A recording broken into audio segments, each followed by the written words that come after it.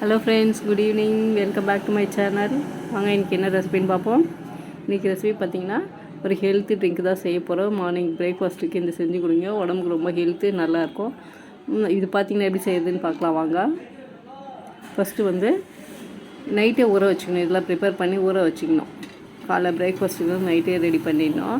ஒரு 15 கருப்பு திராட்சையும் 4 பாதாம் எடுத்திருக்கேன். 1 teaspoon sunflower seeds, 2 nuts, walnuts 2, 1 teaspoon பூசணிக்காய் விதை எடுத்திருக்கேன், 2 பிஸ்தா எடுத்திருக்கேன், வாட்டர்மெலன் சீட்ஸ் அது 1 டீஸ்பூன் எடுத்திருக்கேன், ஒரு 4 முந்திரி போட்டுக்கலாம்.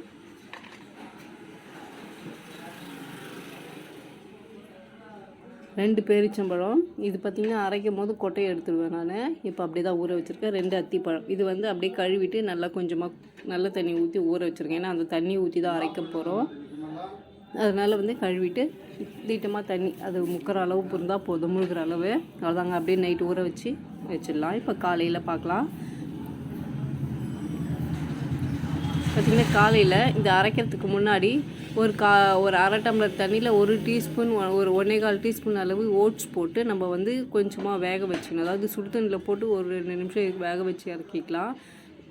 அது பச்சையாக போட்டால் உங்களுக்கு ஜீரணம் ஆகாது. அதனால் நான் வேக வச்சு ஆட் பண்ணிக்கிறேன். லைட்டாக ஆற வச்சுட்டு இது எல்லாத்தையுமே மிக்சியில் போட்டு ஆட் பண்ணிக்க போகிறோம். இந்த பாருங்கள், வேக வச்சு நல்லா ஆற வச்சுடுங்க. ஒரு 1.25 டீஸ்பூன் அளவு தான் போட்டிருக்கேன், நிறைய போட வேணாம்.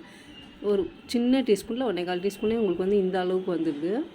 அதையும் ஆட் பண்ணிக்கலாம். அடுத்தது 2 வாழைப்பழம் ஆட் பண்ணிக்கிறேன்.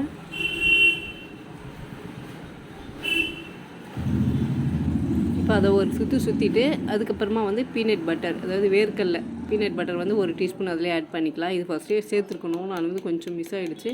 அதனால் இப்போ லாஸ்ட்டில் இப்போ போட்டுக்கிறேன். இதையும் சேர்த்து நல்லா அரைச்சிட வேண்டியதாங்க. அவ்வளோதாங்க.